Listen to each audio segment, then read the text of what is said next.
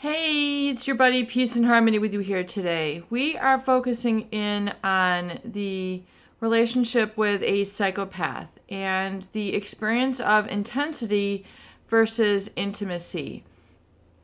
Intensity is all about the urgency. It is all about the uncertainty and fear and overwhelm that tends to perpetuate a psychopathic relationship or really pseudo relationship.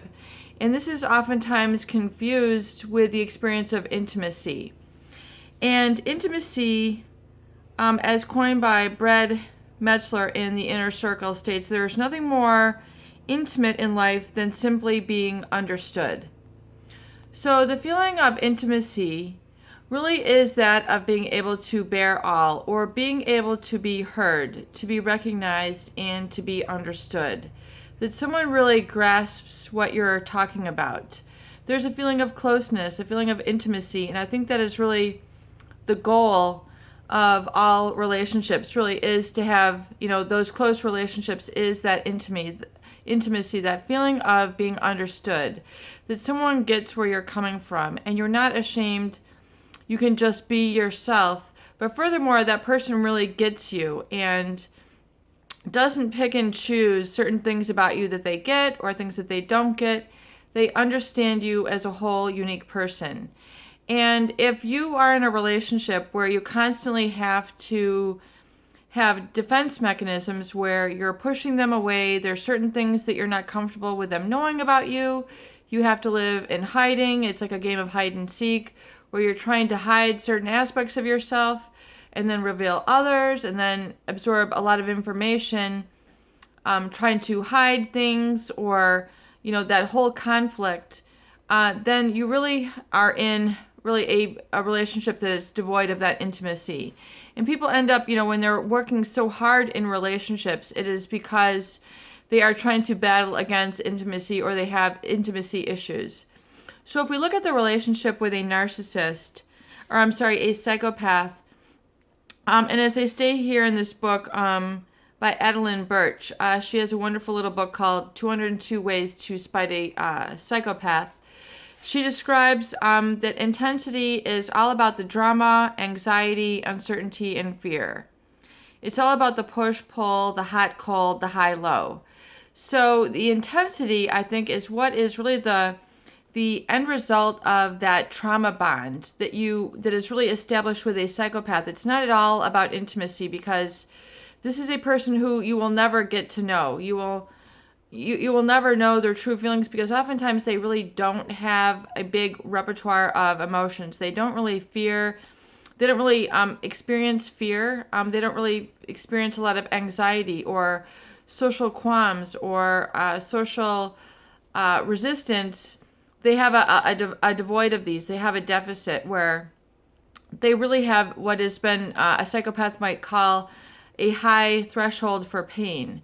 So they don't experience oftentimes a lot of physical pain, a lot of emotional pain, and relationship pain as well. So feeling that they have hurt somebody, they don't really flinch or flicker when they have hurt somebody. They just really kind of observe. It's a very cold, callous sort of observational experience that you get with a psychopath. So that's a real telltale sign that you're with a psychopath, is this person just doesn't really seem to be bothered by a lot of things that most people would be bothered by. They just don't seem to care. It doesn't seem to upset them. They don't seem to have a reaction. They might be very observative.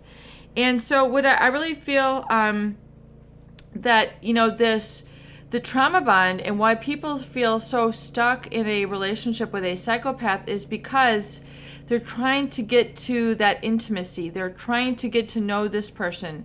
They're trying to get to this sort of inner understanding that they either, feel this from them, or they're able to experience or express this to that individual as well. And so it becomes then this perpetual feeling like there is no intimacy, there's just this intensity, and they are forever trying to get to the bottom of the intimacy. They're trying to press through that intensity for lack of intimacy. And so they get this confused, so they'll work harder and harder that trauma bond becomes more solidified and it becomes more dangerous and reckless as this person strives to be understood and strives to understand.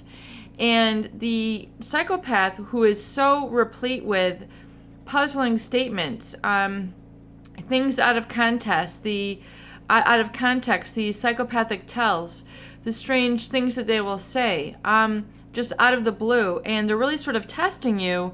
And this is a true sign that they are entering in the "I'm bored with you" stage, when they begin to just say things out of context. In other words, the thrill of the chase is gone, or the thrill of the mask is gone for them. They say things out of context that you might notice. Things like, I don't really love people. I love my dog, but I don't really have a love of people. Or I feel like I love my dog, but I feel like I don't really love people. Or they'll say things like, I'm dangerous. Or, you know I'm crazy, don't you? They'll use other statements which are telling of their true identity, and they don't really have an emotional connection or emotional congruency with what they're saying. So you get a lot of this incongruency in what they say, the tonality, as well as what they do. So I think that is what oftentimes is a hook for a lot of people who stay with a psychopath, because of this incongruity. And they're not able to articulate, they know that something is a little bit off, something is a little bit of wrong. But then along with the psychopathic gaze, this person tends to stay in the relationship because they're fascinated, they're allured, they can't quite put their finger on it. There's something different, there's something off, but yet they feel a need to stay with this person. And it's that trauma bond, because the trauma bond is there, that's very intense, and it's not intimate.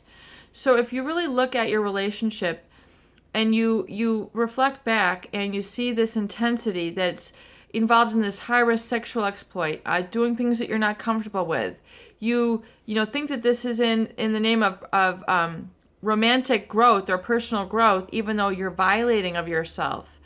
It's not that you're growing, it's that you're violating yourself, and you're betraying your inner core values in the name of love, or trying to keep this person. So the relationship becomes really like trying to keep this person. And I really do feel it's almost like a syndrome. Like they then begin to almost objectify this person, much like the way a psychopath does, where it's almost like this person is a toy that they want to keep. And they get kind of like the play toy syndrome, or that they then feel with this person like, this is a toy, I want to continue to play these games, even though it's self-destructive, even though it's not getting them what they really want. They're willing to stay addicted, they're willing to stay for the intensity, the drama, the conflict, the violation, the hurt, the emotional bizarre treatment, and that stress, which eventually will cause their loss and their destruction and their grief and their brainwashing, and really be the very scarring element that keeps them as in a life-changing relationship. And really it's that awakening. It's realizing that this is a relationship with a destructive individual who does not have the ability to give you the emotional attention, emotional attachment bond, and really long-lasting feeling in a relationship that is really true intimacy, and that is really what keeps people together. Peace and harmony with you here today. I hope these videos do help. Please share and please subscribe for more great tools, videos, discussion, and support.